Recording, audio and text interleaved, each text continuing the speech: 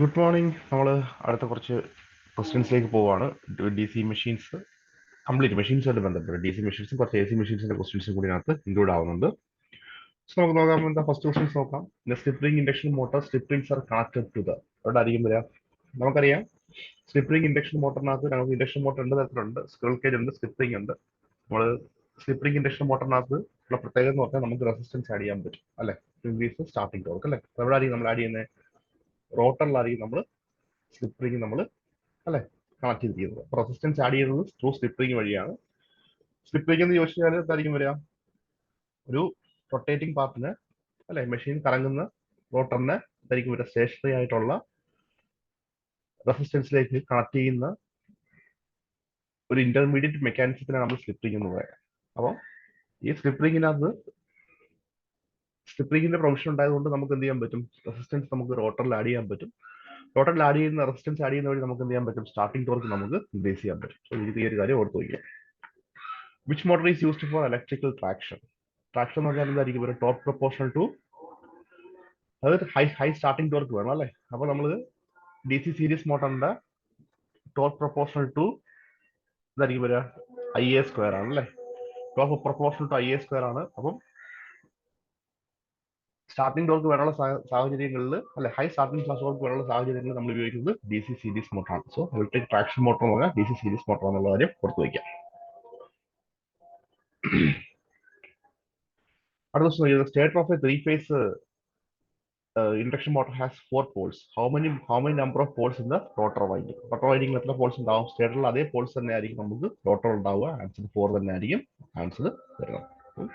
ഈ ക്വസ്റ്റ്യൻസ് പുറത്ത് വയ്ക്കുക.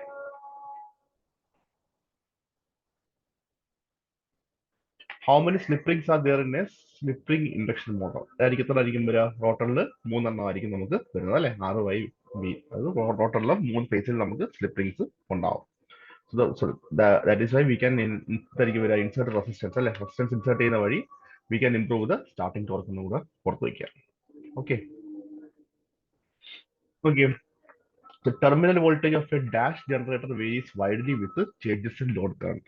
ഇതൊരു ഇമ്പോർട്ടന്റ് ക്വസ്റ്റ്യൻ ആണ്. ടെർമിനൽ വോൾട്ടേജ് ഓഫ് എ ഏത് ജനറേറ്ററിന്റെ ടെർമിനൽ വോൾട്ടേജ് ആണ് അല്ലെ ലോഡ് കൂടുന്നതനുസരിച്ചിട്ട് വേരി ചെയ്യുന്നത്? അതായിരിക്കും വരിക സീരീസ് മോട്ടറാണ്. സീരീസ് ജനറേറ്റർ ആണ് കേട്ടോ. സോ ആൻസർ വരുന്നത് സീരീസ് ജനറേറ്റർ ആണ്. Terminal voltage of A series generator varies widely with changes in load current. Okay, അത് നമ്മൾ ക്യാരയ്ക്കകത്തൊക്കെ നമ്മൾ പറഞ്ഞിട്ടുണ്ട്. ജസ്റ്റ് ഒന്ന് റിവൈസ് ചെയ്ത് നോക്കുക. ആ ക്യാര നോക്കിക്കഴിഞ്ഞാൽ നമുക്ക് അതിന്റെ കറക്റ്റ് എക്സ്പ്ലനേഷൻ നമുക്ക് കിട്ടും. ഓൾറെഡി ക്ലാസ്സിൽ നമ്മൾ ഡിസ്കസ് ചെയ്തിട്ടുണ്ട്. For the same rating A D C machine has dash as A A C machine. നമുക്കറിയാം ഡി സി മെഷീൻസിനകത്ത് ആരൊക്കെയുണ്ട്? കമ്മ്യൂട്ടേറ്റർ ഉണ്ട് അല്ലെ, കമ്മ്യൂട്ടേറ്റർ ഉണ്ട്, ഇന്റർപോൾസ് വയ്ക്കുന്നുണ്ട്, പിന്നെ എന്തായിരിക്കും വരിക? കോമ്പൻസേറ്റിംഗ് വൈൻഡിങ് ഉണ്ട്. ഇത്രയൊക്കെ കാര്യങ്ങൾ, ഇത്രയൊക്കെയുള്ള അഡീഷണൽ ആക്സസറീസ് എവിടെ ഇൻക്ലൂഡ് ആവുകയാണ്? ഡി സി മെഷീൻസിൽ ഇൻക്ലൂഡ് ആവുകയാണ്. അപ്പൊ നമുക്ക് പറയാൻ പറ്റും for the same rating D C machine has more wait than an A C machine. ഓർത്ത് വയ്ക്കാം. The field of an D C machine usually carries dash of the rated current. ഒരു D C shunt മെഷീനാണ്. ഒരു shunt മെഷീന്റെ field എന്ന് പറയുന്നത് എന്ത് ചോദിച്ചിരിക്കുന്നത്? നമുക്കറിയാം ഷണ്ട് മെഷീൻ പറഞ്ഞാൽ ലാർജ് നമ്പർ ഓഫ് ടേൺസ് ഉണ്ടാവും അല്ലേ. അപ്പം ഇവിടെ നമ്മൾ ഈ ഷണ്ട് മെഷീന്റെ ഫീൽഡ് വൈൻഡിങ് എന്ന് പറയുമ്പോഴത്തേക്ക് RSH ഭയങ്കര കൂടുതൽ. RSH is greater than RA ആയിരിക്കും. ഓർത്ത് വയ്ക്കുക 2 to 5% ആയിരിക്കും റേറ്റഡ് കറണ്ട്. 2 to 5% ആയിരിക്കും നമ്മൾ ഷണ്ട് ഫീൽഡ് വൈൻഡിങ്ങിലേക്ക് ഒഴുകുന്ന കറണ്ട് അല്ലേ. 100 ആംപിയർ ആണെങ്കിൽ ഡി സി മെഷീന്റെ കേസിൽ ജനറേറ്റർ എടുക്കുകയാണെങ്കിൽ 100 ആംപിയർ ആണെങ്കിൽ ഏകദേശം ഒരു 5 ആംപിയർ ആയിരിക്കും ഇതിലേക്ക് ഫീൽഡിലേക്ക് പോകും. ബാക്കി 95 ആംപിയർ അങ്ങോട്ട് പോകും, നമുക്ക് ലോഡിലേക്ക് നമുക്ക് കിട്ടും, ടെർമിനലിലേക്ക് നമുക്ക് കിട്ടും അല്ലേ. സോ ഈ ഒരു കാര്യം കൂടി ഓർത്ത് വയ്ക്കാം. The main drawback of A D C shunt generator. ഒരു ഡി സി ഷണ്ട് ജനറേറ്ററിന്റെ മെയിൻ ഡ്രോബാക്ക് എന്നുള്ളൊരു കാര്യമാണ് നമ്മളിവിടെ മനസ്സിലാക്കാനുള്ളത്. ഇതിനകത്ത് നമുക്ക് ഓപ്ഷൻസ് എലിമിനേറ്റ് ചെയ്യേണ്ടി വരും. ഓക്കെ, ഇറ്റ് ഈസ് എക്സ്പെൻസീവ്, അതൊരു ഡ്രോബാക്ക് അല്ല. പിന്നെ നമുക്ക് ജനറേറ്റർ വോൾട്ടേജ് സ്മാൾ അല്ല, ലാർജ് വോൾട്ടേജ് നമുക്ക് ജനറേറ്റ് ചെയ്യാൻ പറ്റും. പക്ഷെ ഇതിനകത്ത് ഈ രണ്ട് ഓപ്ഷൻ നോക്കി, ഓപ്ഷൻ എയും ബി നോക്കി കഴിഞ്ഞാൽ മിക്ക ആൾക്കാരും ഇതിനകത്ത് സജസ്റ്റ് ചെയ്യുന്ന ഓപ്ഷൻ ബി ആയിരിക്കും. ഹാസ് ഹൈ റെസിസ്റ്റൻസ് എന്ന് പറയുന്നുണ്ട്. അപ്പൊ നമ്മൾ നോക്കിയേ, ഇതൊരു ഷണ്ട് ജനറേറ്റർ നോക്കിയേ. ഇത് ഷണ്ട് ജനറേറ്റർ നമ്മൾ എടുക്കുകയാണെങ്കിൽ നമുക്കറിയാം ഷണ്ട് ഫീൽഡ് റെസിസ്റ്റൻസ് കൂടുതലാണ്, RSH കൂടുതലാണ്. അപ്പം RSH കൂടിക്കഴിഞ്ഞാൽ നമുക്കറിയാൻ പറ്റും ISH കുറയും അല്ലെ. അപ്പം ISH കുറഞ്ഞു കഴിഞ്ഞാൽ എന്തായിരിക്കും വരിക? ISH² RSH എന്ന് പറയുന്ന കോപ്പർ ലോസ് എന്ത് സംഭവിക്കും? Copper loss is also reduced അല്ലെ. കോപ്പർ ലോസ് റെഡ്യൂസ് ചെയ്യും. അപ്പം ഷണ്ട് കോപ്പർ ലോസ് റെഡ്യൂസ് ചെയ്യാൻ പറ്റുമെന്ന് പറയുന്നുണ്ട്. അല്ല, കാര്യം എന്താ പറയുക, RSH കൂടുതലാണ്, അപ്പൊ അതിലെ കൂടെ പോകുന്ന കറണ്ട് ISH കുറയും. അപ്പൊ ISH² RSH എന്ന് പറയുന്ന കോപ്പർ ലോസ് അവിടെ, അല്ലെങ്കിൽ ഷണ്ട് കോപ്പർ ലോസ് അവിടെ റെഡ്യൂസ് ആകും. അപ്പൊ അതൊരു അഡ്വാൻറ്റേജ് അല്ലേ. പിന്നെ രണ്ടാമത് നോക്കി, ISH കുറയുകയാണ് അല്ലെ. RSH കൂടുമ്പോൾ ISH കുറയുമ്പോൾ നമുക്ക് എന്തായിരിക്കും വരിക? കറണ്ട് കറണ്ടിന്റെ മാഗ്നിറ്റ്യൂഡ് കുറവാണ്. അപ്പം ഏരിയ ഓഫ് ക്രോസ് സെക്ഷൻ എന്ത് മതി? ക്രോസ് സെക്ഷണൽ ഏരിയ എന്ന് പറയുന്നത് എന്തായിരിക്കും വരിക? അതും വളരെ കുറച്ച് മതി. കാര്യം cross sectional area depends upon the amount of current to be carried. അപ്പൊ അങ്ങനെ വെച്ച് നോക്കുമ്പോഴത്തേക്ക് shunt field has high resistance എന്ന് പറയുന്നത് ഇറ്റ്സ് ഒരു അഡ്വാൻറ്റേജ് ആണ് അല്ലെ. അതൊരു ഡിസഡ്വാൻറ്റേജ്, അതൊരു ഡ്രോബാക്ക് എന്നുള്ള രീതിയിൽ നമുക്ക് പറയാൻ പറ്റത്തില്ല. പക്ഷെ നമ്മളുടെ ഈ ഒരു ഓപ്ഷനകത്ത് വരുന്ന കറക്റ്റ് ആയിട്ടുള്ള ആൻസർ എ ആണ് വരുന്നത്. ടെർമിനൽ വോൾട്ടേജ് ഡ്രോപ്സ് കൺസിഡറബിളി വിത്ത് ലോഡ് എന്ന് പറയുന്നത്. നമ്മളറിയാം എന്നായിരിക്കും വരിക? എക്സ്റ്റേണൽ ക്യാര നമ്മൾ നോക്കിക്കഴിഞ്ഞാൽ വോൾട്ടേജും കറണ്ട് IL നമ്മൾ വരയ്ക്കുന്നതാണ് എക്സ്റ്റേണൽ ക്യാര എന്ന് പറയുന്നത്. ഇവിടെ നമ്മൾ ഇതിന്റെ I റേറ്റഡ് എന്ന് പറയുന്നതാണ് കഴിഞ്ഞാൽ റേറ്റഡ് കറണ്ട് ആയി കഴിഞ്ഞാൽ സംഭവിക്കും വോൾട്ടേജ് സംഭവിക്കും. ഇത് ഒരു പരിധി കഴിയുമ്പോഴത്തേക്ക് എന്താ സംഭവിക്കുക? വോൾട്ടേജ് ഡ്രോപ്പ് ആയിട്ട് വന്ന് എന്തായിരിക്കും? ഇങ്ങനെ ഡ്രോപ്പിംഗ് ക്യാര ആയിരിക്കും ഇയാൾ കാണിക്കുന്നത്. ഏത് മെഷീൻ? DC shunt machine. അതുകൊണ്ട് നമുക്ക് പറയാൻ പറ്റും ടെർമിനൽ വോൾട്ടേജ് ഡ്രോപ്സ് കൺസിഡറബിളി വിത്ത് ലോഡ് എന്ന് നമുക്ക് പറയാൻ പറ്റും. സോ ഇതാണ് ഇതിന്റെ കറക്റ്റായിട്ടുള്ള ആൻസർ. ഓക്കെ, സോ ഇത്രയും ക്വസ്റ്റ്യൻസ് നോക്കിക്കോണം. അടുത്ത ക്വസ്റ്റ്യൻ നോക്കിയേ. DC machines are subjected to abrupt change of load are provided with. Abrupt change of load are provided with ഏതാണെന്ന് ചോദിച്ചിരിക്കുന്നത്? ഇന്റർപോൾ ആണോ, കോമ്പൻസേറ്റിംഗ് ആണോ, ഈക്വലൈസർ ആണോ എന്നൊക്കെയാണ് ക്വസ്റ്റ്യൻസ് ചോദിച്ചിരിക്കുന്നത്. അപ്പം DC machines are provided with abrupt change in load. അപ്പം നമുക്ക് നോക്കിയേ, ഫോർ എക്സാമ്പിൾ നമ്മളുടെ കോയിൽസ് അത് വിചാരിച്ചോളൂ. ഇവിടെ ഒരു ബ്രഷ് ഉണ്ട് അല്ലെ. ഇതിങ്ങനെ ഈ സൈഡിൽ ഇങ്ങനെ വന്ന് ഇങ്ങനെ പോകും. അപ്പൊ ഞാൻ എടുക്കുകയാണ്, ഇതിന്റെ കൂടെ പോകുന്ന കറണ്ട് എന്ന് പറയുന്നത് 50 ആംപിയർ ആയിരിക്കും. ഇതിന്റെ കറണ്ട്, ഇത് ബ്രഷ് അല്ലെ, ഇങ്ങനെ വന്ന് ഇങ്ങനെ വരുന്നു. അപ്പൊ ഇവിടുത്തെ കറണ്ട് 50 ആംപിയറും ഇവിടുത്തെ കറണ്ട് എന്തായിരിക്കും വരിക? ഈ കോയിലിൽ കൂടെ പോകുന്ന റൈറ്റ് സൈഡിലുള്ള കോയിലിൽ കൂടെ പോകുന്ന കറണ്ട് 50 ആംപിയർ ആണെന്ന് വിചാരിച്ചോളൂ. ടോട്ടൽ 100 ആംപിയർ ആണെങ്കിൽ 50 ആംപിയർ എന്നുള്ള രീതിയിലാണ് പോകുന്നത് വിചാരിച്ചു. അപ്പൊ ഇവൻ റൊട്ടേറ്റ് ചെയ്യുന്ന സമയം സംഭവിക്കും, ഫസ്റ്റ് കേസിൽ ഈ കറണ്ട്, ഈ കോയിൽ കൂടെ പോകുന്ന കറണ്ട് അപ്വേർഡ്സ്, അത് റൊട്ടേറ്റ് ആകുമ്പോഴത്തേക്ക് എന്ത് സംഭവിക്കും? ഈ പോയിന്റ് എത്തുമ്പോഴത്തേക്ക് ഇത് ഇങ്ങോട്ട് വരും അല്ലെ. ഇത് ഇങ്ങോട്ട് പോകും. അപ്പൊ നമുക്ക് പറയാൻ പറ്റും ഇതിന്റെ കറണ്ട് ഡയറക്ഷൻ റിവേഴ്സ് ചെയ്യുന്നത്. അപ്പം ഈ കറണ്ട് ഡയറക്ഷൻ റിവേഴ്സ് ചെയ്യുമ്പോഴത്തേക്ക് നമുക്ക് എന്തായിരിക്കും വരിക? ഫോർ എക്സാമ്പിൾ ഇതിന് നമ്മൾ ഒരു ഗ്രാഫായിട്ട് നമ്മൾ നോക്കിക്കഴിഞ്ഞാൽ ഇത് 50 ആംപിയർ ആണ് അല്ലെ. ഇത് 50 ആംപിയർ ആണ്. ഈ 50 ആംപിയറിൽ നിന്ന് എന്തായിരിക്കും വരിക? കറണ്ട് റിവേഴ്സ് ചെയ്യാണ് അല്ലെ. കറണ്ട് ഇങ്ങനെ കുറഞ്ഞ് ഇങ്ങനെ കുറഞ്ഞ് ഇതായിരിക്കും വരിക. 50 നേരെ വന്ന് 49 അല്ലെങ്കിൽ 40 30 20 10 0 ആയി പിന്നെ എന്തായിരിക്കും ഒരു നെഗറ്റീവിലേക്ക് പോവുകയാണ്. കാരണം ഡയറക്ഷനിലൂടെ റിവേഴ്സ് ചെയ്യാണ്. അപ്പൊ നമുക്ക് പറയാൻ പറ്റും there is in that condition abrupt change സംഭവിക്കുന്ന സമയത്ത് എന്തായിരിക്കും ഇവരെ കറണ്ട് ഡയറക്ഷൻ ചേഞ്ച് ആവുന്നുണ്ടല്ലേ. കാരണം chance of direction of current is change. അതിന്റെ ഫലമായിട്ട് എന്ത് സംഭവിക്കും? അവിടെ എന്തായിരിക്കും വരിക? നമുക്ക് റിയാക്ടൻസ് വോൾട്ടേജ് ആയിരിക്കും അവിടെ ഡോമിനേറ്റ് ചെയ്യുന്നത്. റിയാക്ടൻസ് വോൾട്ടേജിന്റെ പ്രസൻസ് അവിടെ ഡെവലപ്പ് ചെയ്യുകയും അതിന്റെ ഫലമായിട്ട് അതിന് നമുക്ക് കോമ്പൻസേറ്റ് ചെയ്യാൻ വേണ്ടി we have to go for interpole winding ആയിരിക്കും കറക്റ്റ് വരുന്ന ആൻസർ. അപ്പം അബ്രപ്റ്റ് ചേഞ്ചസ് കൊടുത്തു കഴിഞ്ഞാൽ നമ്മൾ എന്തായിരിക്കും വരിക? DC machines which are subjected to abrupt changes എന്തായിരിക്കും വരിക? Are provided with Interpol winding ആണ് ആൻസർ വരുന്നത്. Which figure shows the external characteristics of a dash generator അല്ലെ. ഏത് ജനറേറ്ററിനാണ് എക്സ്റ്റേണൽ ക്യാര എന്ന് പറയുന്നത്. അപ്പൊ നമ്മൾ ഈ ഒരു ക്വസ്റ്റ്യൻ നമ്മൾ നോക്കിക്കഴിഞ്ഞാൽ ഇതായിരിക്കും വരിക. ഈ ഒരു ക്വസ്റ്റ്യനകത്ത് നമുക്ക് കുറച്ച് കാര്യങ്ങൾ നമുക്ക് പഠിക്കാനുണ്ട്. നോക്കി, ഇതിൽ നമ്മളൊരു ക്യാര വരച്ചു കഴിഞ്ഞാൽ ഈ ക്യാരയുടെ നേച്ചർ എങ്ങനെ വരുമെന്ന് വെച്ച് കഴിഞ്ഞാൽ നമുക്ക് ഇതെന്ന് പറഞ്ഞു കഴിഞ്ഞാൽ ഇങ്ങനെ ഒരു ഗ്രാഫ് തന്നു കഴിഞ്ഞാൽ നമുക്ക് മനസ്സിലാക്കാൻ പറ്റണം അത് ഏത് ക്യാരയാണുള്ളത്. അപ്പൊ ഇവിടെ നോക്കിയേ, ഇവിടെ എന്ന് പറഞ്ഞു കഴിഞ്ഞാൽ ഫസ്റ്റ് നമ്മൾ നോക്കാനുള്ളത് 0 അല്ലെ. ടെർമിനൽ വോൾട്ടേജും ലോഡ് കറണ്ടും തമ്മിലുള്ള ക്യാരിയാണ്. അപ്പോൾ ഇവിടെ ലോഡ് കറണ്ട് 0 ആണ്. ലോഡ് കറണ്ട് 0 ആവുന്ന സമയത്ത് നമുക്ക് എന്തായിരിക്കും വരിക? വോൾട്ടേജ് ഉണ്ട്. ഇതാണ് നമ്മളെ ഇ നോട്ട് എന്ന് പറയുന്നത്, അല്ല അല്ലെങ്കിൽ റേറ്റഡ് വോൾട്ടേജ് എന്ന് വിചാരിച്ചു, ഇ നോട്ട് എന്ന് പറയുന്നത്. അപ്പൊ നമുക്ക് പറയാം, അപ്പൊ ഒരിക്കലും നമുക്ക് മനസ്സിലാക്കാൻ പറ്റും, നമുക്ക് അവിടെ നമുക്കൊരു ഒരു പോയിന്റ് നമുക്ക് എലിമിനേറ്റ് ചെയ്യാൻ പറ്റും. ആരായിരിക്കും വരിക? സീരീസ് കോമ്പൗണ്ട്, നമുക്ക് സീരീസ് മെഷീനെ നമുക്ക് എലിമിനേറ്റ് ചെയ്യാൻ പറ്റും. കാര്യം എന്തായിരിക്കും വരിക? ലോഡ് ഉള്ള സമയത്ത് ഒരിക്കലും സീരീസ് മെഷീൻ, ലോഡ് ഇല്ലാതെ ഒരിക്കലും സീരീസ് മെഷീൻ എന്ത് ചെയ്യാൻ പറ്റത്തില്ല? വോൾട്ടേജ് ജനറേറ്റ് ചെയ്യാൻ പറ്റത്തില്ല, അല്ലെ? അപ്പം ഡി സി സീരീസ് മെഷീൻസിന്റെ പ്രത്യേകത എന്ന് പറഞ്ഞാൽ without load it cannot generate the voltage, അല്ലെ? കാര്യം നമുക്കറിയാം, നമ്മൾ ഇതൊരു സീരീസ് ജനറേറ്റർ ആണെങ്കിൽ ആർമേച്ചറിന് സീരീസ് ആയിട്ട് നമ്മൾ വൈൻഡിങ് കൊടുത്തിട്ടുണ്ട്. സോ വിത്തൗട്ട് ലോഡ് ആണെങ്കിൽ നമ്മൾ ഇതിനെ ഒരു പ്രൈം മൂവർ ഉപയോഗിച്ച് കറങ്ങി കഴിഞ്ഞാൽ തന്നെയും വിത്തൗട്ട് ലോഡ് ആകുമ്പോഴത്തേക്ക് എന്ത് സംഭവിക്കും? ഇയാൾ കിടന്ന് റൊട്ടേറ്റ് ചെയ്യും, but there is no closed path ഇവിടെ ഇല്ല. അപ്പൊ എന്ത് സംഭവിക്കുന്നത്? ഈ ഒരു കറണ്ട് ഫ്ലോയോ ഒന്നും നമുക്ക് ഇവിടെ ഡെവലപ്പ് ചെയ്തില്ല. സോ അപ്പോൾ ഒരു ലോഡിന്റെ പ്രസൻസ് ഉണ്ടെങ്കിൽ മാത്രമേ നമുക്ക് എന്ത് ചെയ്യാൻ പറ്റത്തുള്ളൂ? ഇവിടെ ഒരു ഇ എം എഫ് ഡെവലപ്പ് ചെയ്യാൻ പറ്റൂ. ആരുടെ കേസിലാണെങ്കിൽ സീരീസിന്റെ കേസ്. അപ്പൊ നമുക്ക് എന്ത് ചെയ്യാൻ പറ്റും? ഈ ഒരു ഇങ്ങനെ ക്വസ്റ്റ്യൻസ് വരുമ്പോഴത്തേക്ക് ഈ ഒരു പോയിന്റിൽ നിന്ന് നമുക്ക് എന്ത് ചെയ്യാൻ പറ്റും? സീരീസിനെ നമുക്ക് എലിമിനേറ്റ് ചെയ്യാൻ പറ്റും. അപ്പം പിന്നെ എന്തായിരിക്കും വരിക? ഓവർ കോമ്പൗണ്ട് എന്ന് പറയുമ്പോഴത്തേക്ക് എന്തായിരിക്കും വരിക?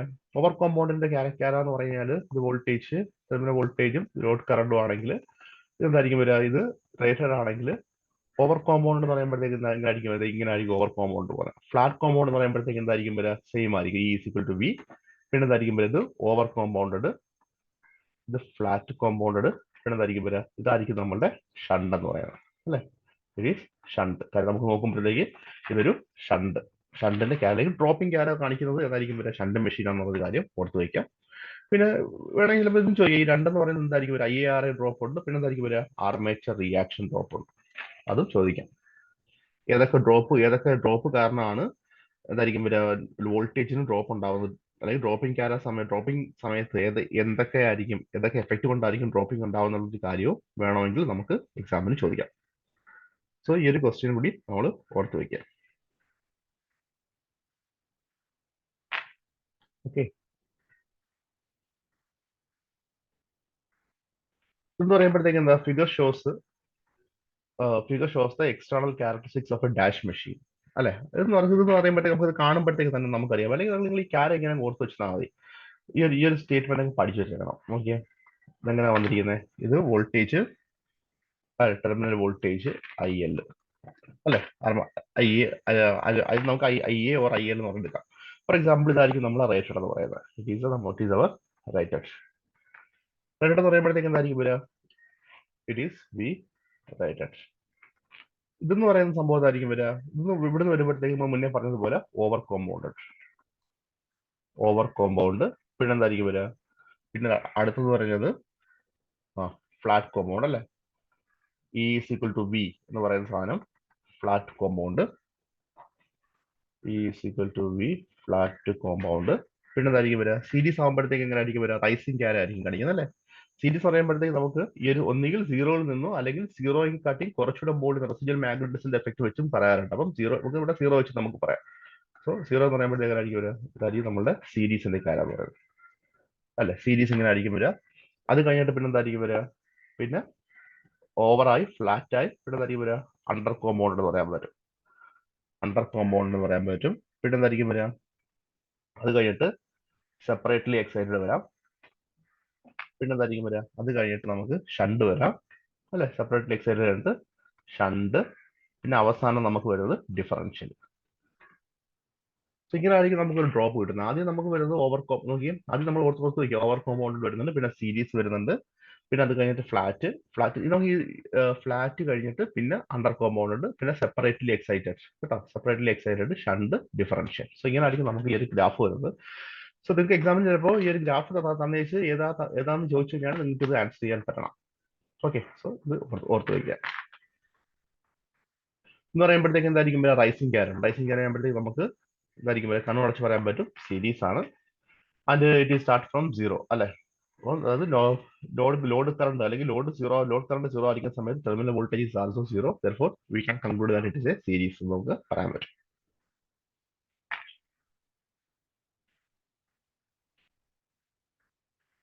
ഇവിടെ നോക്കിയേ, figure 17. 2, 3 shows the external characteristics. ഇത് കുറച്ചുകൂടെ ഒരു എ ലെവലിൽ ചോദിക്കുന്ന ഒരു ക്വസ്റ്റ്യൻ ആണ്. പക്ഷെ ഇത് നമുക്ക് ഈ ക്യാരയെ പറ്റി അറിയാമെങ്കിൽ നമുക്ക് നല്ലതുപോലെ ചെയ്യാൻ പറ്റും. ഒരു ജസ്റ്റ് ഒന്ന് ഈ ഒരു കൺസെപ്റ്റ് നമുക്ക് അറിയാമെങ്കിൽ സുഖമായിട്ട് നമുക്ക് ചെയ്യാൻ പറ്റുന്ന ഒരു ക്വസ്റ്റ്യൻ ആണ്. നമ്മൾ മുന്നേ പഠിച്ച കണക്ക് നോക്കിയേ, ഇവിടെയും ഇവിടെ കുറച്ച് തെറ്റാൻ ചാൻസ് ഉള്ള ഒരു പാത്താണ്. ഇത് ടെർമിനൽ വോൾട്ടേജ്, ഇത് ലോഡ് കറണ്ട് എടുക്കുകയാണ്. ഇത് നമ്മൾ ഇതായിരിക്കും വരെ റേറ്റഡ് വോൾട്ടേജ് വി റൈസർ എടുത്തു അല്ലെ, റേറ്റഡ് വോൾട്ടേജ്. പിന്നെ എന്തായിരിക്കും വരെ നമുക്ക് ഇത് കുറച്ച് കാര്യങ്ങൾ നോക്കാം. എങ്ങനെയായിരിക്കും നമ്മൾ പറയുന്നത്? പിന്നെ അല്ലെ ഫ്ലാറ്റ് കോമ്പൗണ്ട്, പിന്നെ എന്തായിരിക്കും വരിക? ഫ്ലാറ്റ് കോമ്പൗണ്ട് നോക്കി, ഓവർ കോമ്പൗണ്ട് നോക്കി, ഓവർ ഇറ്റ് ഈസ് ഫ്ലാറ്റ് അല്ലെ. പിന്നെ എന്തായിരിക്കും വരിക? സീരീസ്, പിന്നെ അണ്ടർ അല്ലെ, അണ്ടർ കോമ്പൗണ്ടഡ്. പിന്നെ അത് കഴിഞ്ഞിട്ട് വരുന്നത് സെപ്പറേറ്റ്ലി എക്സൈറ്റഡ് വരുന്നുണ്ട് അല്ലെ. അടുത്ത ഡ്രോപ്പ് എന്ന് പറഞ്ഞാൽ സെപ്പറേറ്റ്ലി എക്സൈറ്റഡ്, പിന്നെ ഷണ്ട്, പിന്നെ എന്തായിരിക്കും വരിക? ഡിഫറൻഷ്യൽ വരിക. സോ ഇവിടെ നമുക്ക് ഒരു ഇമ്പോർട്ടൻ്റ് ആയിട്ട് നമ്മൾ നോക്കാനുള്ള കുറച്ച് കാര്യങ്ങളുണ്ട്. ഇവിടെ നമുക്കെന്ന് നോക്കുമ്പോഴത്തേക്ക് എന്തായിരിക്കും വരും നോക്കി. ഇവിടെ എന്ന് പറഞ്ഞാല് ഇത് ഒന്നും സീറോയിൽ നല്ല സ്റ്റാർട്ട് ചെയ്തിരിക്കുന്നത്. കാര്യം ഇവിടെ ഈ ഒരു പോയിന്റ് ഉണ്ടല്ലോ 1, 2, 3 എന്ന് പറയുന്നത് നോ ലോഡ് സമയത്ത് നമുക്കിവിടെ ഒരു വോൾട്ടേജ് ഉണ്ട്. അപ്പൊ നമുക്ക് നോക്കാം. ഇതൊരു ഫോർ എക്സാമ്പിൾ ഞാൻ എടുക്കുകയാണ്. ഇതൊരു റേറ്റഡ് വോൾട്ടേജ് 100 വോൾട്ടാണ് എടുത്തത്. 100 വോൾട്ടാണ് എടുത്തു. ഈ ഫസ്റ്റ് കർവ് എന്ന് പറയുമ്പോഴത്തേക്ക് എന്തായിരിക്കും വരിക? ഇത് കുറച്ച് മുകളിലാണ് അല്ലെ, റേറ്റഡിന്റെ മുകളിലാണ്. ഞാൻ ഇതിനൊരു 200 വോൾട്ട് എന്ന് അസ്യൂം ചെയ്യാം. ഇയാളെ ഞാൻ ഒരു 150 വോൾട്ട് വരയ്ക്കാം. ഇയാളെ ഞാൻ ഒരു 50 വോൾട്ട് ഞാൻ അസ്യൂം ചെയ്യാം അല്ലെ. അപ്പം ഈ ഫസ്റ്റ് കർവ് എന്ന് പറയുമ്പോഴത്തേക്ക് ഫസ്റ്റ് കർവിന് ഉണ്ടായിരിക്കുന്ന ഡ്രോപ്പ് എന്ന് പറയുന്നത് എന്തായിരിക്കും വരിക? 200 അല്ലെ, 200 ആണ് ഫസ്റ്റ് കർവിന് ഉണ്ടായിരിക്കുന്ന ഡ്രോപ്പ് എന്ന് പറയുന്നത്. എന്തായിരിക്കും വരിക? 200 മൈനസ് 100 അല്ലെ. Drop is equal to 200 minus 100, that is equal to 100 volt കിട്ടുന്നത്. രണ്ടാമത്തെ കേസിൽ നമുക്ക് നോക്കിയേ, നമുക്കിവിടെ ചോദിച്ചിരിക്കുന്നത് കർവ് 2 ആരാണെന്ന് ചോദിച്ചിരിക്കുന്നത് അല്ലെ. രണ്ടാമത്തെ കേസ് നോക്കിയേ, ഡ്രോപ്പ് എന്ന് പറയുമ്പോഴത്തേക്ക് എന്താ? രണ്ടാമത്തെ കർവ് എന്ന് പറയുമ്പോഴത്തേക്ക് സെക്കൻഡ് കർവിൽ ഡ്രോപ്പ് എന്ന് പറയുമ്പോഴത്തേക്ക് എത്ര ആയിരിക്കും വരിക? 150 minus 100, that is equal to 50 volt. 50 volt നമുക്ക് പറയാൻ പറ്റും അല്ലെ. അപ്പം ഇവിടെ എന്ന് പറഞ്ഞാൽ ഇനി നമുക്ക് മനസ്സിലാക്കാനുള്ള ഒരു കാര്യം എന്ന് പറയുന്നത്, പിന്നെ മൂന്നാമത്തെ കർവ് എന്ന് പറയുമ്പോഴത്തേക്ക് എന്തായിരിക്കും വരിക? ഡ്രോപ്പ് എന്ന് പറയുന്നത് മൂന്നാമത്തെ കർവ് എന്ന് പറഞ്ഞാൽ നമുക്ക് 50 വോൾട്ട് ആണ് അല്ലെ. 50 വോൾട്ട് എന്ന് പറയുമ്പോഴത്തേക്ക് എന്തായിരിക്കും? റേറ്റഡിലേക്ക് എത്തിച്ചേർന്നിട്ടില്ല, റേറ്റഡിനെ കാട്ടിയും താഴെ, അപ്പൊ റൈസിംഗ് ആണ്. അപ്പം ഇത് റൈസിംഗ് ആയതുകൊണ്ട് നമുക്ക് എന്ത് പറയാൻ പറ്റും? റൈസിംഗ് എന്ന് പറയുന്നുണ്ട് ഇറ്റ് ഈസ് 50 വോൾട്ട് എന്ന് നമുക്ക് പറയാൻ പറ്റും അല്ലെ. റൈസിംഗ് എന്ന് പറയുന്നത് സംഭവം 50 വോൾട്ട് ആണ്. അപ്പം ഇനി നമ്മളിവിടെ നോക്കി, നമുക്ക് ഏറ്റവും കൂടുതൽ ഡ്രോപ്പ് ഉള്ളത് ആരായിരിക്കും? ഡ്രോപ്പ് നമ്പർ 1 അല്ലെ, ഡ്രോപ്പ് നമ്പർ 1. അപ്പം നമുക്ക് ഇതിനകത്ത് പിന്നെ നമുക്ക് ഈ ഒരു ഫിഗർ നോക്കുമ്പോഴത്തേക്ക് ഇതിനകത്ത് തന്നെ ഓവർ കോമ്പൗണ്ട് മെഷീൻസ് നമുക്ക് എലിമിനേറ്റ് ചെയ്യാൻ പറ്റും അല്ലെ. കാര്യം നമുക്ക് രണ്ടാമത്തെ ചോദിച്ചിരിക്കുന്നത്, രണ്ടാമത്തെ കർവാണ് ചോദിച്ചിരിക്കുന്നത്. അപ്പം ഇതിനകത്ത് എന്തെങ്കിലും ഫ്ലാറ്റ് അല്ല. അപ്പം 1 നമുക്ക് രണ്ടാമത്തെ കർവ് നോക്കുമ്പോഴത്തേക്ക് രണ്ടാമത്തെ കർവിന് ഡ്രോപ്പ് 50 വോൾട്ടും ഒന്നാമത്തിനകത്ത് 100 വോൾട്ടും ആണ്. അപ്പം അങ്ങനെ വരുമ്പോഴത്തേക്ക് എന്തായിരിക്കും വരിക?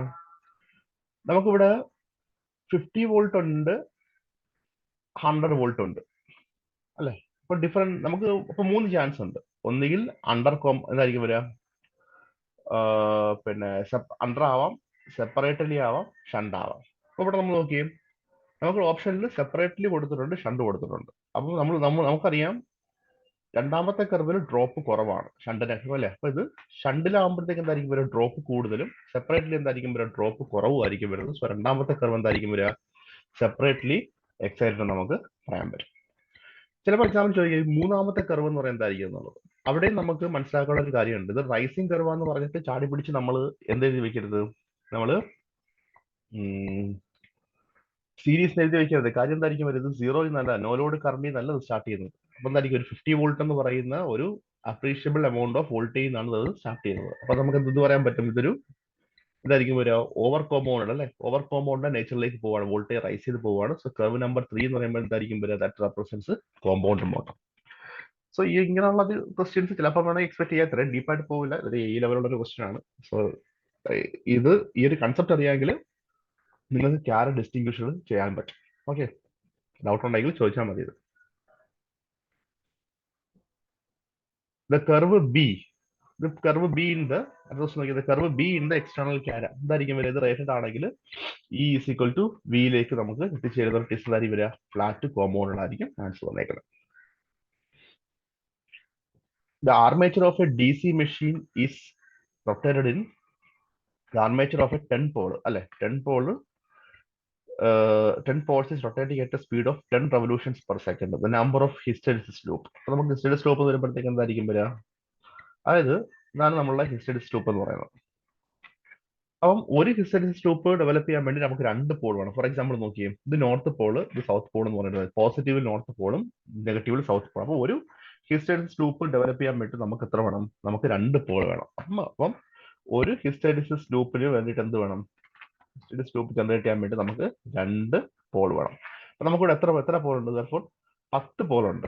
സോ സിൻസ് 10 പോൾ ഉണ്ടായിട്ട് നമുക്ക് എത്ര hysteresis loop ഡെവലപ്പ് ചെയ്യാൻ പറ്റും? 5 hysteresis loop നമുക്ക് ഡെവലപ്പ് ചെയ്യാൻ പറ്റും അല്ലെ.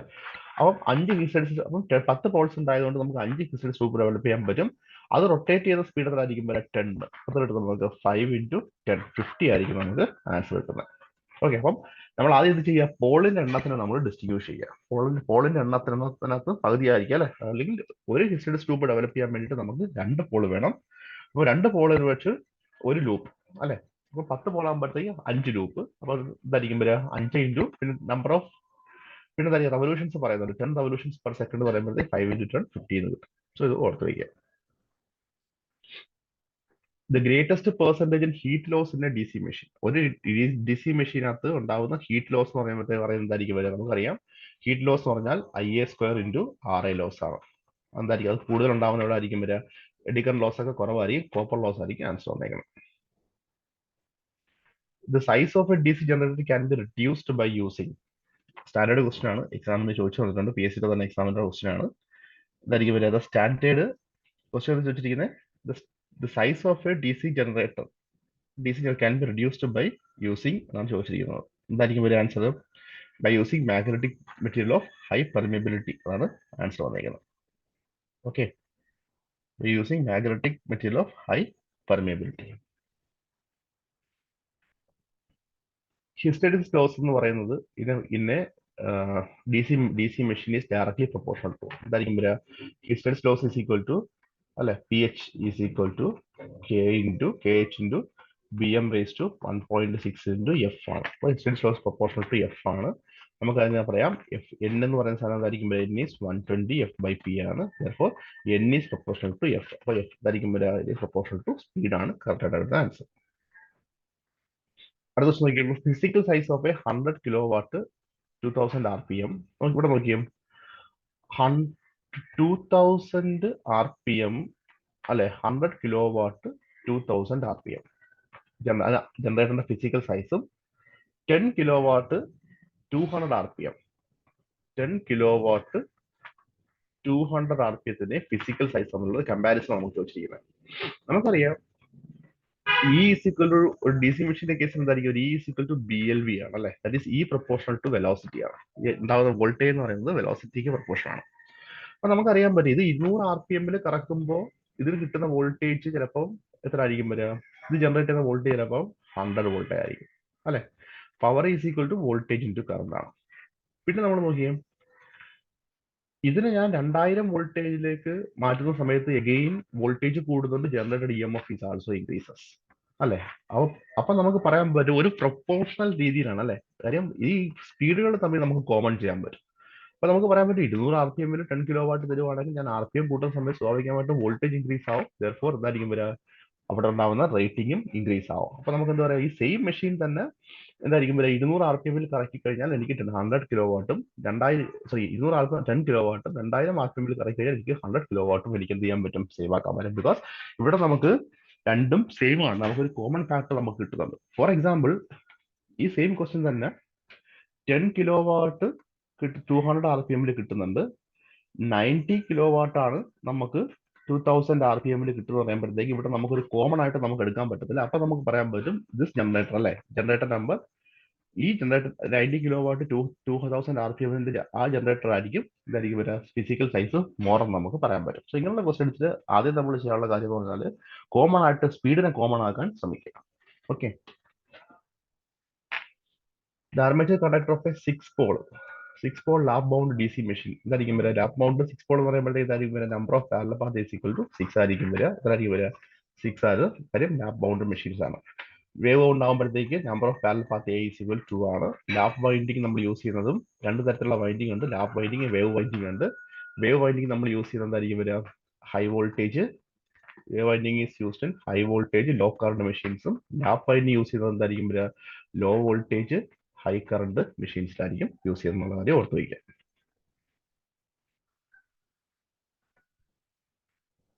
The relative speed of a stator magnetic field with respect to rotor magnetic field. So ഇത് നിങ്ങൾക്ക് നമ്മൾ നേരെ പോകുന്നത് ഇൻഡക്ഷൻ മെഷീൻസിലേക്കാണ്.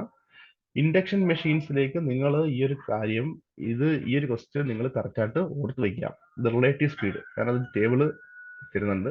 സോ ഇതാണ് നമ്മളെ ടേബിൾ എന്ന് പറയുന്നത്.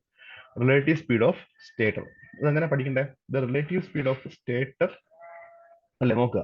ഈ ഒരു ടേബിൾ നിങ്ങൾ അതേ കണക്ക് തന്നെ പഠിച്ചു വയ്ക്കുക. കാര്യം എക്സാം സമയത്ത് പോയിട്ട് നിങ്ങൾക്കിത് എന്താ പറയുന്നത് അവിടെ വെച്ച് നമ്മൾ പിന്നെ റോട്ടറിനെ സ്റ്റേഷനറാക്കി ആ ടെൻഷനിലൊന്നും നമുക്കത് ആൻസറിലേക്ക് എത്തിച്ചേരാൻ പറ്റത്തില്ല. സോ ഞാൻ പവർ ഫാക്ടറിന്റെ ടേബിൾ പഠിച്ചു വയ്ക്കുന്നത് പോലെ ഇത് പഠിച്ചു വയ്ക്കാൻ വേണ്ടി ശ്രമിക്കുക. റിലേറ്റീവ്സ് ഇതാ നോക്കിയത് റിലേറ്റീവ് സ്പീഡ് ഓഫ് സ്റ്റേറ്റർ ഉണ്ട്, stator magnetic field, rotor magnetic field with respect to നമ്മൾ എന്തായിരിക്കും വരിക വൈ കോർഡിനേറ്റിൽ stator magnetic field, rotor magnetic field. അപ്പൊ ഈ ഒരു ടേബിൾ നോക്കി ഇതെങ്ങനെ നമുക്ക് പറയാൻ പറ്റുന്നത് ഇത് നോക്കി the relative speed of stator magnetic field with respect to stator ആയിരിക്കും വരിക NS ആയിരിക്കും വരിക. അല്ലെങ്കിൽ relative speed of stator magnetic field with respect to rotor ആയിരിക്കും വരിക S*NS ആയിരിക്കും വരുന്നത്. അടുത്തത് ഇങ്ങനെ പഠിക്കാം relative speed of rotor with respect to rotor magnetic field -S*NS. ഇതിനകത്ത് നമുക്ക് എന്തായിരിക്കും വരിക സെയിം ആയിട്ടുള്ള ആൾക്കാരെല്ലാം 0 ആയിരിക്കും. Relative speed of stator with respect to stator 0. പിന്നെ നമുക്കറിയാം relative speed of stator magnetic field സിംഗിളുള്ള സ്പീഡ് ഇതായിരിക്കും വരിക അല്ലെ. അപ്പൊ അതായിരിക്കും വരിക അവന്മാർ നമ്മൾ relative speed 0. Rotor with respect to rotor അതും ഇതായിരിക്കും വരിക 0 ആയിരിക്കും വരിക. Rotor magnetic field with respect to rotor magnetic field അതും നമുക്ക് 0 ആയിരിക്കും വരിക. പിന്നെന്ന് പറഞ്ഞാല് stator with respect to stator magnetic field NS വരുന്നുണ്ട് അല്ലെ. പിന്നെ സ്റ്റേറ്റർ വിത്ത് റെസ്പെക്ട് കാര്യം ആ NS തന്നെയാണ് നമുക്ക് റോട്ടറിലും കാര്യം സെയിം മാഗ്നറ്റിക് ഫീൽഡ് തന്നെയാണ് റോട്ടറിൽ വന്ന് ലിങ്ക് ചെയ്യുന്നതുകൊണ്ട് stator with respect to rotor അല്ലെ. Relative speed of rotor with respect to stator magnetic field stator എന്ന് പറയുന്നത് എന്തായിരിക്കും വരിക അത് നമുക്ക് NS ആയിരിക്കും നമുക്ക് കിട്ടുന്നത്. അപ്പൊ ഇങ്ങനെ കുറെ കാര്യങ്ങൾ നിങ്ങൾക്ക് എലിമിനേറ്റ് ചെയ്ത് കളയാൻ പറ്റും. പിന്നെ എപ്പോഴും നോക്കുക ഈ ഒരു കാര്യം നിങ്ങൾ ഓർത്ത് വയ്ക്കുക. ഇത് rotor rotor stator magnetic field ഇത് ഇമ്പോർട്ടൻ്റ് ആണ്. പിന്നെ എന്തായിരിക്കും വരിക റോട്ടർ മാഗ്നറ്റിക് ഫീൽഡ്. അപ്പം the relative speed of rotor with respect to stator magnetic field the relative speed of rotor with respect to rotor magnetic field എന്ന് പറയുന്ന സാധനം എന്തായിരിക്കും വരിക -S*NS ആണ്. ഇത് തിരിച്ച് നമുക്ക് നോക്കാം. അതാണ് പറഞ്ഞിരിക്കുന്നത് relative speed of rotor with respect to stator magnetic field -S*NS. The relative speed of rotor with respect to rotor magnetic field is also -NS. ഇനി തിരിച്ചു പറയുമ്പോൾ എങ്ങനെയായിരിക്കും വരിക the relative speed of rotor magnetic field അല്ലെ. Rotor magnetic field with respect to റോട്ടറും stator magnetic field with respect to rotor എന്ന് പറയുമ്പോഴത്തേക്ക് എന്തായിരിക്കും വരിക S*NS ആണ്. സോ ഇത് ഓർത്ത് വയ്ക്കുക. ഇത് എക്സാമിന് ചോദിച്ചുകൊണ്ടിട്ടുണ്ട് കേട്ടോ. അപ്പം ആദ്യമേ നമ്മൾ റോട്ടർ വിത്ത് റെസ്പെക്ട് ടു ഇയാളല്ലേ rotor with respect to stator magnetic ഫീൽഡും rotor with respect to rotor magnetic field നോക്കുമ്പോഴേക്കും നമുക്ക് -S*NS പറയും. തിരിച്ചെടുക്കുന്ന സമയത്ത് നമുക്ക് S*NS എന്ന് കിട്ടും. സോ ഈ ഒരു ടേബിൾ നിങ്ങൾ ഓർത്ത് വയ്ക്കുക. A 4-pole induction motor is supplied by a നിങ്ങൾ ചെയ്ത് നോക്കുന്ന ഒരു ക്വസ്റ്റ്യൻ ആണ് കേട്ടോ. 4-pole induction motor supplied by a 3-phase 50 Hz source. അപ്പം റൊട്ടേറ്റിംഗ് ആയിട്ട് 1400 RPM. അപ്പൊ N is equal to 1440 RPM അല്ലെ. സിൻക്രണസ് സ്പീഡ് 120f/p നമുക്ക് കിട്ടും. അത് ഏകദേശം 1500 RPM കിട്ടും നമുക്ക്. Slip S is equal to നമുക്ക് 1500 മൈനസ് 1440 ഡിവൈഡഡ് ബൈ 1500 അത് ചെയ്യുമ്പോൾ നമുക്ക് സ്ലിപ്പ് ബിക്കംസ് 0.04 കിട്ടും. നമുക്ക് എന്താ ചോദിച്ചിരിക്കുന്നത് what is the electric frequency in hertz of the induced negative sequence current. Induced negative sequence കറണ്ടിന്റെ ഫ്രീക്വൻസിയാണ്. Therefore അതിന്റെ ഇക്വേഷൻ എന്ന് പറഞ്ഞാൽ F2 is equal to 2 minus S into F ആണ്. That is equal to 2 minus S എന്ന് പറഞ്ഞാൽ 0.04 into F എന്ന് പറഞ്ഞ സാധനം 50 ആണ്. That is equal to 98 hertz ആയിരിക്കും ആൻസർ ഉള്ളത്. ഇമ്പോർട്ടൻ്റ് ആണ്, ചോദിച്ചിട്ടുള്ള ക്വസ്റ്റൻ ആണ്. സോ നെഗറ്റീവ് സീക്വൻസിന്റെ എന്തായിരിക്കും വരിക? ഇലക്ട്രിക്കൽ ഫ്രീക്വൻസിന്റെ നെഗറ്റീവ് സീക്വൻസ് കറണ്ട് അല്ലെ, നെഗറ്റീവ് സീക്വൻസ് ഇൻഡ്യൂസ്ഡ് കറണ്ടിന്റെ electrical frequency equation F2 is equal to 2 minus S into 2 minus S into F എന്നാണ് കേട്ടോ, പഠിക്കാനുള്ള ഇക്വേഷൻ ആണ്.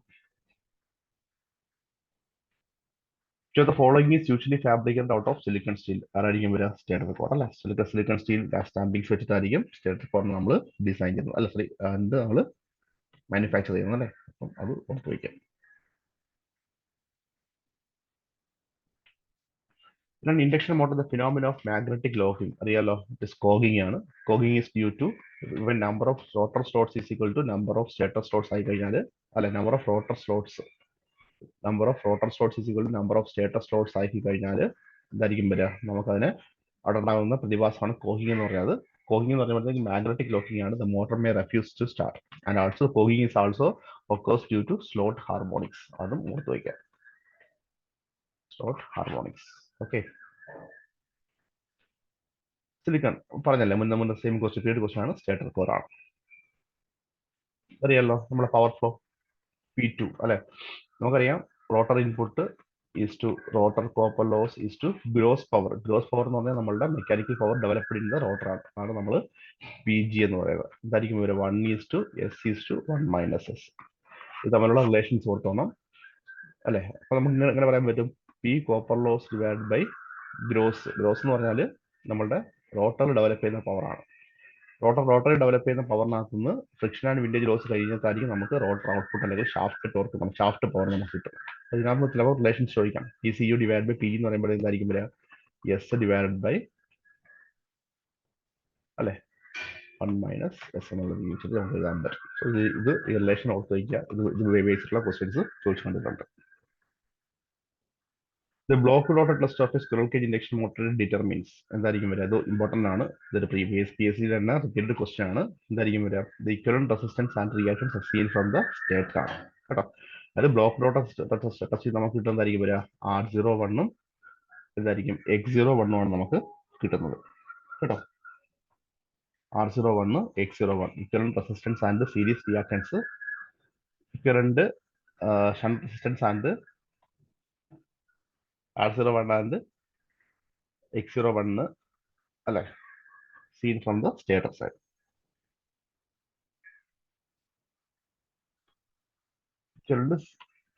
ഷണ്ട് അല്ല, സീരീസ് റെസിസ്റ്റൻസ് കേട്ടോ. ഇതെല്ലാം B ആയിരിക്കും വരിക ആൻസർ.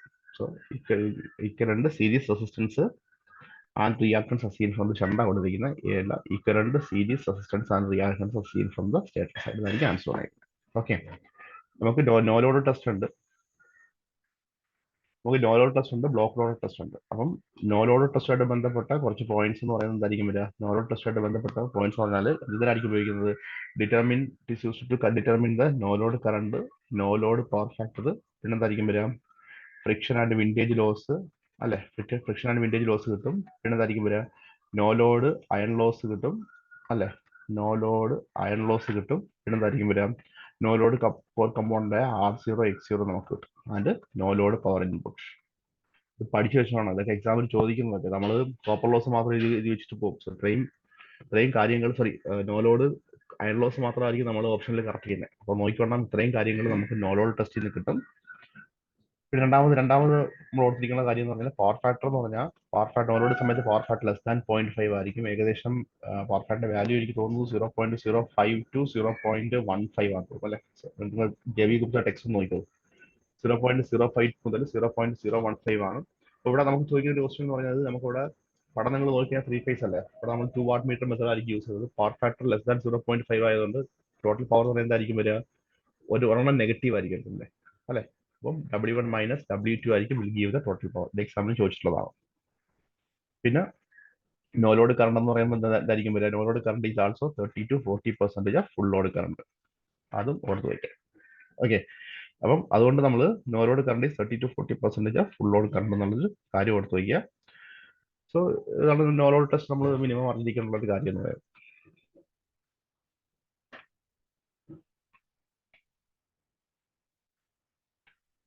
ഇതൊരു സ്റ്റാൻഡേർഡ് ക്വസ്റ്റൻ ആണ്, റിസൾട്ട് പഠിച്ചു വയ്ക്കുക.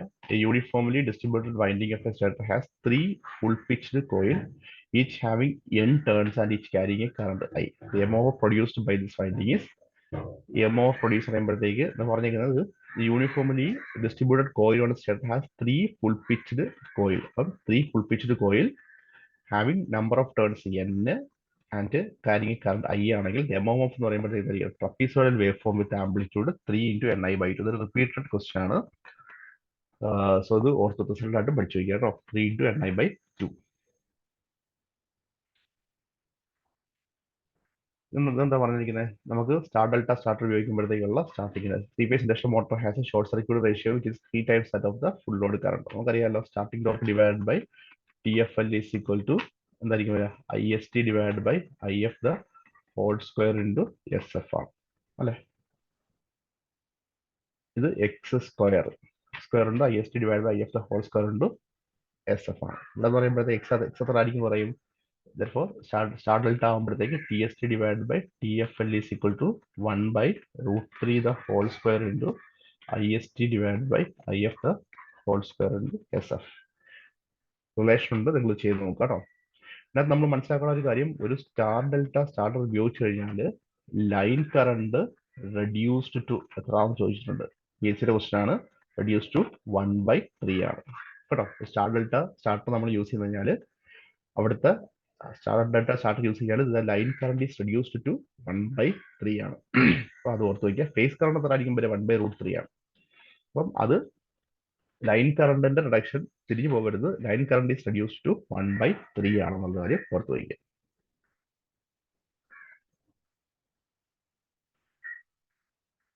In the rotor circuit resistance of a 3-phase induction motor, the rotor circuit resistance of a 3-phase induction motor is increased. അല്ല, റോട്ടർ സർക്യൂട്ട് റെസിസ്റ്റൻസ് സ്റ്റാർട്ടിംഗ് ടോർക്കിനും മാക്സിമം ടോർക്ക് ഇത് എന്ത് സംഭവിക്കുന്നുള്ളതാണ്. Starting ടോർക്കിന്റെ equation ഇതായിരിക്കും K × E2² R2 divide by R2² plus X2² അല്ലെ. അപ്പം എന്ത് സംഭവിക്കും, torque starting torque is proportional to R2 ആണ്. അപ്പം സ്റ്റാർട്ടിംഗ് ടോർക്ക് ഇൻക്രീസ് ആവും. മാക്സിമം ടോർക്ക് എന്തായിരിക്കും വരിക, മാക്സിമം ടോർക്ക് ഇക്വേഷൻ എന്തായിരിക്കും വരിക, K × E2² divide by 2X2. That is independent of R2 ആണ്. സോ റോട്ടർ റെസിസ്റ്റൻസ് നമ്മൾ സർക്യൂട്ടിൽ ഇൻട്രോഡ്യൂസ് ചെയ്ത് കഴിഞ്ഞാൽ എന്തായിരിക്കും വരിക, സ്റ്റാർട്ടിംഗ് ടോർക്ക് ഇൻക്രീസസ് ആയിരിക്കും അല്ലെ.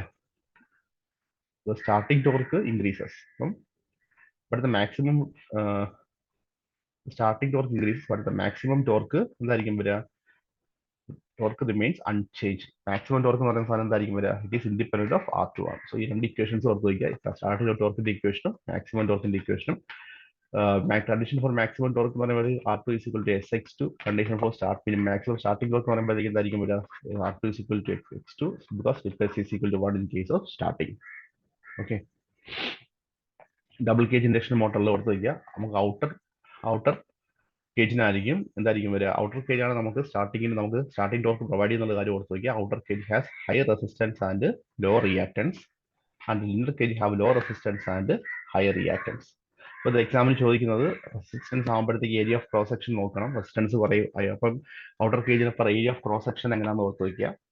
അതും എക്സാമിന് ചോദിച്ചു വെച്ചിട്ടുണ്ട്. കാര്യം ഹൈ റെസിസ്റ്റൻസ് ആകുമ്പോഴത്തേക്ക് ആണെങ്കിൽ ഏരിയ ഓഫ് ക്രോസ് സെക്ഷൻ കുറവായിരിക്കണം. എവിടെയാണ് നമ്മുടെ ഔട്ടർ കേജ്, അത് എക്സാമിന് ചോദിച്ചിട്ടുണ്ട്. സോ ഇത് ഇമ്പോർട്ടൻ്റ് ആയിട്ടുള്ള ഒരു ക്വസ്റ്റൻ ആണ്, റിപ്പീറ്റഡ് വാല്യൂള്ള ക്വസ്റ്റൻ ആണ്. If there is an open circuit in the rotor of a squirrel cage induction motor, the motor will open circuit വന്നു കഴിഞ്ഞാൽ എന്ത് സംഭവിക്കും, നമുക്ക് 3 ഫേസ് സപ്ലൈ കൊടുക്കും, റൊട്ടേറ്റിംഗ് മാഗ്നറ്റിക് ഫീൽഡ് ഉണ്ടാവും. Rotating magnetic field air gap കൂടി വന്നിട്ട് നമ്മുടെ റോട്ടറിൽ വന്ന് എന്ത് ചെയ്യും, റോട്ടറിൽ വന്നിട്ട് ലിങ്ക് ചെയ്യുമ്പോഴത്തേക്ക് അവിടെ ഒരു ക്ലോസ്ഡ് പാത്ത് ഇല്ലെങ്കിൽ അവിടെ ഒരു കറണ്ട് ഉണ്ടാകത്തില്ല അല്ലേ. കറണ്ട് ഉണ്ടായെങ്കിൽ മാത്രമേ ഒരു കറണ്ട് ക്യാരിങ് കണ്ടക്ടർ നമുക്ക് മാഗ്നറ്റിക് ഫീൽഡ് വെക്കുമ്പോൾ റൊട്ടേഷൻ എന്ന് പറയുന്ന കൺസെപ്റ്റിലേക്ക് വരത്തുള്ളൂ. ഫാരഡേസ് ലോ ഓഫ് ഇൻഡക്ഷൻ അവിടെ സാറ്റിസ്ഫൈ ആവത്തുള്ളൂ. അപ്പം അവിടെ എന്ത് പറഞ്ഞിരിക്കുന്നത്, ഓപ്പൺ സർക്യൂട്ട് ആകുമ്പോഴത്തേക്കും എന്ത് സംഭവിക്കും, മോട്ടോർ ഒരിക്കലും സ്റ്റാർട്ട് ആവത്തില്ല. മോട്ടോർ വിൽ നോട്ട് സ്റ്റാർട്ട് ആയിരിക്കും അൺസ്റ്റോണേക്കുന്നത്. In a 3-phase induction motor, the 3-phase induction motor, the developed torque slipping ആരാണ് അല്ലെ. നമുക്കറിയാം the developed torque is directly proportional to അല്ലെ. ഇങ്ങനെ ടോർക്ക് സ്ലിപ്പിംഗ് ആരാണ് നമുക്ക് വന്നേക്കുന്നത്, ഇങ്ങനല്ലേ വരിക. അത് നോർമൽ റണ്ണിങ് റേഞ്ച് ആവുന്ന സമയത്ത് ഇതായിരിക്കും വരിക T is proportional to S ആണ് അല്ലെ. നോർമൽ റണ്ണിങ് റേഞ്ച് ആകുമ്പോഴത്തേക്ക് T is proportional to S ആണ്. ആൻഡ് പിന്നെന്തായിരിക്കും വരിക T is proportional to slip. Running range inversely proportional to T is proportional to 1/s ആയിരിക്കും ഇതായിരിക്കും വരിക ലോ സ്പീഡ് റേഞ്ചിൽ അല്ലെ, അല്ലെങ്കിൽ സ്ലിപ്പ് കൂടുന്നതനുസരിച്ചിട്ട്. അപ്പൊ നമുക്ക് പറയാൻ പറ്റും ടോർക്ക് സ്ലിപ്പ് കാര്യങ്ങളൊന്ന് എന്താ പറയാ റിവൈസ് ചെയ്യുക. അപ്പം ഈ ഒരു പോയിന്റ് ഓർത്ത് കേട്ടോ. 72A ആയിരിക്കും നമുക്ക് ആൻസർ വന്നേക്കുന്നത്.